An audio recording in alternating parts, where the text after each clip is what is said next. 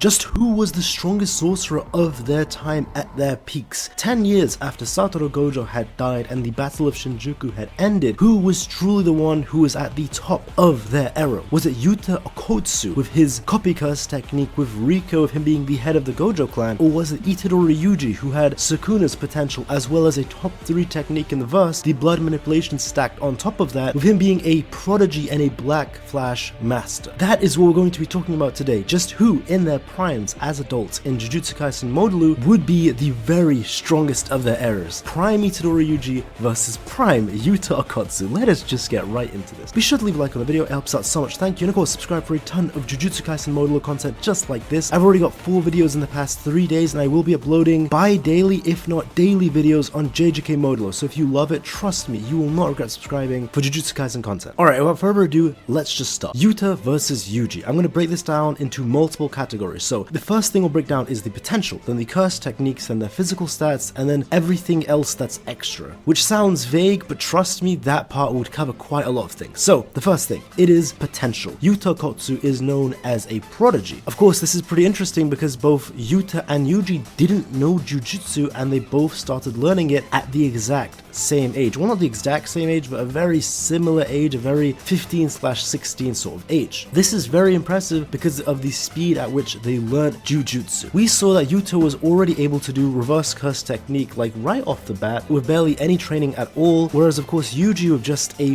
very few short months of training when he didn't know any Jujutsu at all, had already reached a grade 1 level, which is remarkable. In terms of straight potential, I would say they are both even. At least that is at the end of JJK. This is the interesting thing. When you consider Yuta at the start of their series, of course Yuta has way more potential. I mean, Yuji didn't even have a curse technique, and 80% of a sorcerer, their potential comes from a technique. So of course, looking at it from the beginning point of view, Yuta has way more potential, right? But that's not the case because Yuji ends up getting cleave and dismantle, and then it was said by Urume and the narrator just directly that he has potential equal to Ryomen Sukuna, the man who is even stronger than Satoru Gojo, which is absolutely crazy. But if your potential, at least 80% of it, comes from your technique, then what about Yuji's other technique, his blood manipulation technique? That does count for something, like not even including the cleave and dismantle curse technique, which gives him Ryomen Sukuna level potential, and of course because he's the son of the reincarnated twin of Sukuna, so that also factors in as well. But blood manipulation is a top 3 technique in all of Jujutsu history. I mean, somehow, I don't really know how, but it has the potential to rival the 6 Eyes Limitless and also the 10 Shadows of Mahoraga. I know that sounds unbelievable, it's just we have never seen anyone reach that level. I guess Choso just never came close to it, but we know that as a fact because the 3 Vengeful Curse Spirits, one of them having the Sugawara who had the 6 Eyes Limitless, the Zenin who had the 10 Shadows on Mahoraga, and of course the Kamo user who had blood manipulation, were all rivals. They were all equal in strength. So somehow Sugawara, who in the light novels, mind you, by Gojo's own admission is close to Gojo's level, if not at his level, potentially even being stronger. That is straight from a canon light novel. And then a Kamo clan member was able to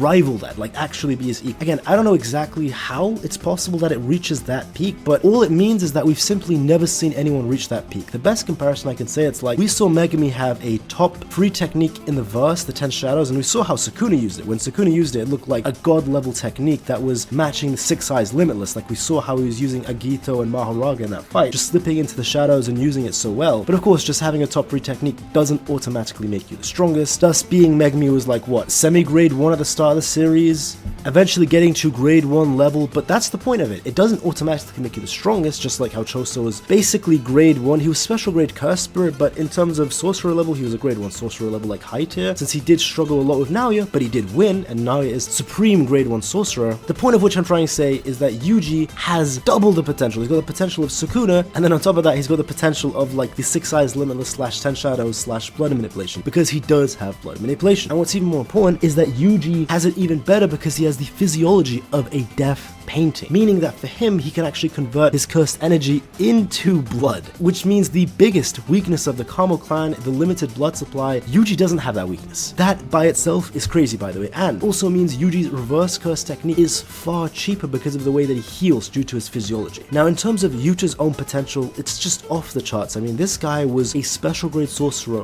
right off the bat, and then of course he lost Rika, he became a grade 3 or 4 sorcerer, but then with just 4 months of training in Africa, after those 3 3-4 months, he got his title of special grade back. And of course, I know a lot of people saying Yuta is weak or something, but we saw his potential is tremendous. Like, what he was doing against Geto and JJK Zero was really phenomenal, especially when you consider the movie feats instead of the manga feat. He was doing incredible things with his level of refinement, him actually using reverse curse technique, and just his output. Like, everything in general was prodigy level. You add on to the fact that he has an incredibly powerful curse technique, and mind you, Yuta does have 2 confirmed curse techniques. This is a long myth in the fanbase due to many poor translations, which I've covered in several other videos, which if you want info on that, I would recommend those videos. I'm not going to go into depth about it here, but yes, Yuta does, as a fact, have 2 curse techniques. It's not that surprising since, as Kenjaku said, you can have up to 3 to 4 techniques on your brain, and that's not a problem. I mean, even Kenjaku himself had multiple curse techniques. He had the anti-gravity curse technique, he had the brain swapping curse technique, he had curse spirit manipulation, and he also apparently had a 4th secret curse technique, which unfortunately we just never got to see. So when people say, how does Yuta have 2 different curse techniques, Rika and Poppy, he just does. Although it just seems like the 2 are connected. Through Rika and Binding Vows, he's actually connected his own copy technique to Rika in that way. And it's the same way how Yuji himself had 2 curse techniques. Of course, he has blood manipulation and he has Cleaveness Mantle on the same brain. So at least in terms of how many techniques they have, that actually means they're evil. I mean, sorry, not evil. That actually means they're equal. I'll keep that in. I don't know why I said that. Now, if you want to argue that Yuji's got more potential, that's completely okay. I mean, in terms of Cleaveness Mantle versus Rika, I mean, you can pick your poison which you think is better. And then of course, we also have blood manipulation versus copy. Copy isn't a traditional top 3 technique in the verse, but simply as a concept, I would say that's top 3 because, I mean, he has even copied Cleave and Dismantle in his arsenal. He did eat that Yuji finger, which I do think he no longer has, since Yuji would then heal his finger again, and then Yuta wouldn't be able to get it back. Since that's the only way Yuta can actually keep copy techniques, he would actually have to keep that limb, and whatever limb he ate would not have to be healed by reverse curse technique. That's also why they took out the French manga painter who had the future sight technique. They actually had to take out his ribs, and he had to stay like that until the fight with Sukuna was over. Then they would give him his ribs back with reverse curse technique, because if you heal it, then the copy technique goes. So that is a big flaw of the copied curse technique. Let's say he's fighting Yuji, and let's say at some point Rika just bites Yuji's hand off and Yuji heals a reverse curse technique. That would nullify the conditions of Yuta's copy, meaning he can't get blood manipulation and he wouldn't be able to get Cleaveness Mantle as well. Now that covers the potential and curse technique part. Next, I would say it's the physical aspects. In terms of physical stats, without question, Yuji would be stronger, especially since Yuji got a massive buff in his refinement and such due to the cheating that they did during the time skip, meaning Yuji also has special grade level refinement and cursed energy. Of course, Yuta's overall amount of cursed energy is still way higher than Yuji's. That's not something you can just copy from someone, as it was shown in Sendai. A lot of people may have forgotten, since Jujutsu Kaisen ended a long time ago, Yuta has a lot of cursed energy, like a lot of it. It's even far more than Gojo's. And if I'm remembering correctly, the total amount of Yuta's cursed energy is half of that of Sukuna's, which is quite a lot, by the way. That's an incredible amount considering the amount Sukuna has. Though of course, I do believe Yuji actually knows how to control his cursed energy far better. It seems like Yuta isn't as refined in that aspect, and neither was Yuji, to be fair, but simply Yuji got that amazing training from Todo multiple times, and especially during the Kyoto and Tokyo school exchange event where Yuji fought Todo and they had that training, that actually leveled him up quite a lot in terms of his actual control of cursed energy, and Yuji is actually a master at that. Whereas Yuta, I'm not saying he's bad, but he still isn't that great, and he relies more so on his overall amount of cursed energy to simply fill in that weakness that he has. So instead of just having a great control, Yuta just clouds himself with so much cursed energy that it actually doesn't matter. It's like as if he's a master at it already, since he's just oozing with cursed energy, and he doesn't have to control it, you know, that much goes into that area, this much goes into that area, and control how much is actually coming out. There is a downside to that because Yuta can start to run out of cursed energy, though of course Yuta can start to replenish it with Rika. Even with this, I would still give the physical stats to Yuji, especially since he is a Black Flash master. I mean, he did break the record, or at least tie the record, for the amount of consecutive Black Flashes during Shinjuku Showdown, and it's not just that, just how many times he hits it during, let's say against Haname, where I think that was actually where he tied it. I think he may have actually broken it during Shinjuku Showdown, but just simply the fact that he can chain them. He can just keep chaining them, and just like against Mahito during Shibuya and with Sukuna, it seems like he just somehow, when he's in the heat of battle, has a control on when he's going to hit it, and that is very important because when Yuji hits a Black Flash, that will make him stronger, buff him, and put him in the zone. Yes, we have seen Yuta hit a Black Flash before, but that was only one time, and we've never seen him do it again. Like during Sendai he didn't do it, and against Sukuna yet again he didn't do it. And it's very important that when you hit a Black Flash, you really have to be in that right mindset, in the zone, and that's something Yuta struggles with, because even when he was fighting in Sendai for his life, he wasn't in the zone, unlike Yuji, who really gets into it in a fight. Even against Sukuna, Yuji was really zoned in, whereas Yuta was just treating it more like a 9 to 5. Okay, well, that's an exaggeration of what I'm saying, but compared to Yuji's level of intensity, it doesn't compare at all. Of course, Yuta does have that 5-minute time limit, which is a big limit on him, but I do think it's possible that maybe that binding vow could have either A, gotten longer over time, or B, it could be possible that after he saw bodies of Gojo and he went back into his own body, that may have actually broken the binding vow due to a very old theory I have, and it does make sense considering how binding vows are worked, how it's attached to the body, and how even binding vows can become null when you obtain a new body, as we saw with Kenjaku during Shibuya. So it could be possible that he could have made a new binding vow of Rika, increasing that time limit, though of course that's simply speculation. I don't know that for sure. But what he does have at the very least is a partial manifestation of Rika, where even a partial manifestation of Rika was able to kill apparently millions of cursed spirits in a matter of minutes, which is crazy, but apparently that's what it's capable of. Now, what would be next is domain expansion. This is really tough because do remember, Yuji is younger than Yuta, and he did even get his domain at a younger age, so in that aspect, Yuji is actually much ahead of Yuta. I know a lot of people are saying, but Yuta already has the domain, you know, Yuji's domain is fresh and new. I really gotta remind you, we are not talking about their Shinjuku versions, we are talking about them at their peaks and at their primes, whether that's age 28 like Gojo, or 35, or 20 something, you know, whatever their peak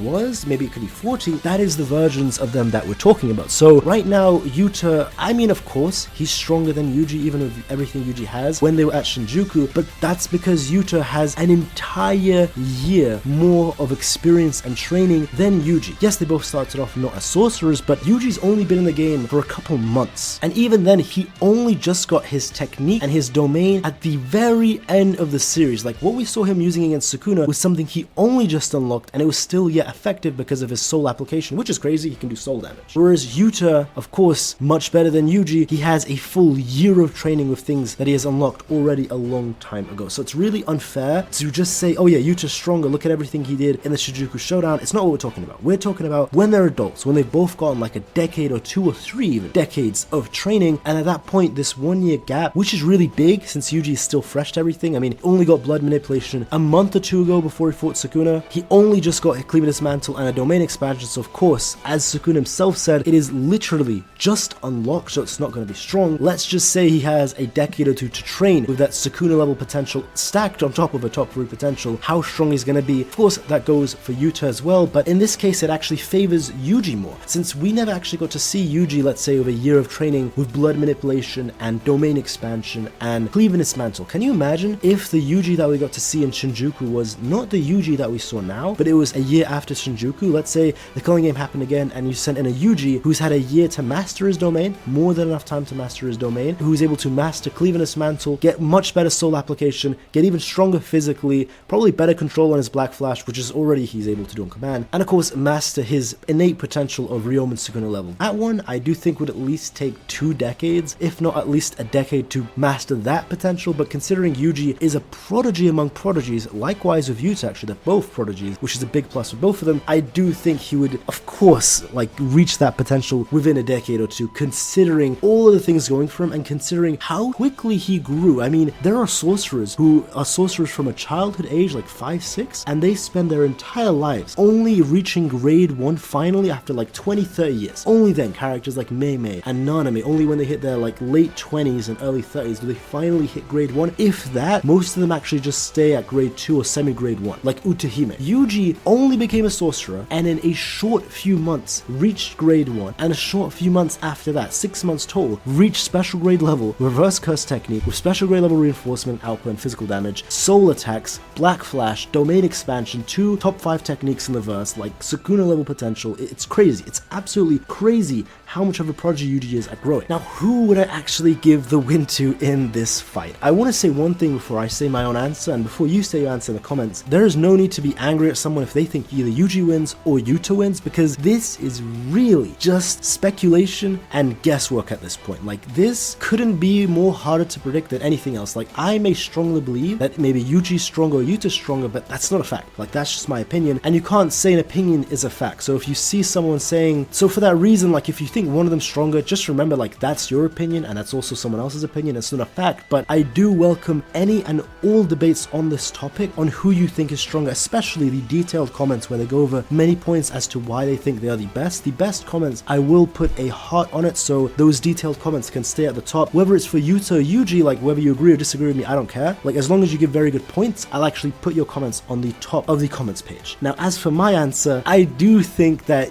Yuji would be stronger. Okay, I said it. Yuta fans, I'm sorry, I love Yuta, but I got my boy Itadori all day, every day. Himothy, Ryomen Sukuna's uncle, twin, reincarnations, blood manipulation, Kamo, head of whatever, elite potential, Itadori Himothy Yuji. That is his full name, by the way. That is the full name that I have dubbed him. I do believe that he would be stronger. I don't think it's a massive gap. Okay, I'm not saying Yuji washes him. I just think he's gonna be stronger considering the potential that he has. And Yuta does have potential too. Yuta is strong, but it's that time limit that gets me. Yuji is someone who has incredible endurance. Let's say he's fighting with Yuta and, you know, they pop their domains right off the bat and the domain clash is equal, or maybe even like Yuji's might be stronger because he has Sukuna's level of domain, but of course, I don't know, that would be tough. That would actually be tough. Again, we're talking about like 10-20 years when they're in their primes, not Shinjuku Yuji, because like Shinjuku Yuji, his domain is new, weak, like he would lose to Yuta in that case. I'm talking prime Yuji when he's reached that Sukuna plus Kamo top 3 potential. And I'm not saying Yuta's gonna be weak. I actually do believe Yuta would be close to, if not on Gojo's level. I truly believe that, considering how strong Yuta is at 16 years old. Like, he's only been a sorcerer for a year and 4 months or something, and he's so powerful that he's able to go up against Ryomen Sukuna. Nerfed or not, everything he did was phenomenal beyond phenomenal. But Yuji just has more potential, I think, as crazy as that sounds. And I just think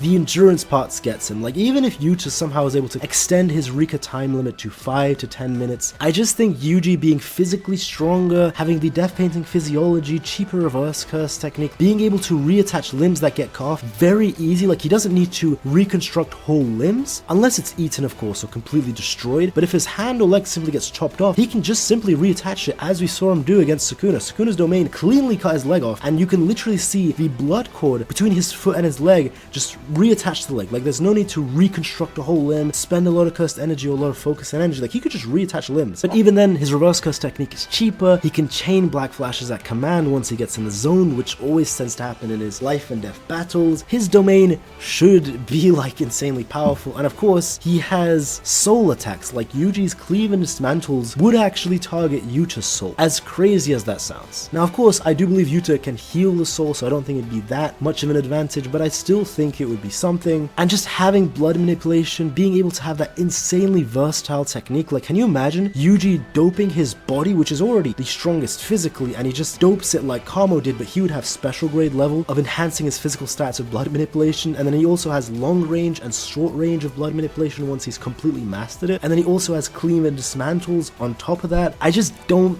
see how Yuta wins. I get it, Yuta has copy, but he wouldn't be able to copy Yuji's technique since Yuji can just heal his limbs, nullifying that condition, and also more importantly than that, he wouldn't have cleave and dismantle nor future sight, since he would have given back Charles's ribs, and he also would have given back Yuji's finger as well. He would have healed those for him. Though you could argue Yuta could have more of an arsenal, because he does have all those cursed tools with him that Rika has, and he may have copied more cursed techniques over time. We don't really know, because there was a large era of peace, and we don't really know what could have happened then. Like, there's so many ifs and buts. Maybe he has something that really counters Yuji hard, maybe his time limit's increased. It really could go either way, but I would just put my money, if I had to guess, on Itadori Yuji. But if you think it's Yuta, I do fully understand. I really get that. But please, let me know your comments down below. Like, give me a very detailed explanation on who you think wins. This isn't something like Yuta versus Akari, you know, back in the day, or characters from Shibuya and Shinjuku. This is just assumptions based on how strong we are, so whatever your opinion is, it would be okay as your opinion, since we don't know as a fact how strong they would be. But if you did enjoy the video, be sure to leave a like, it helps out so much. Thank you very much. And of course, do subscribe for a ton of consistent and quality JJK content just like this. I've already got 4 JJK Modulo videos already in the past 3 days, as well as a stream. So if you love JJK Modulo, theories, power scaling, what ifs, anything related to that, trust me, you will not regret subscribing to this channel. But that's all. Have a great day and take care, guys.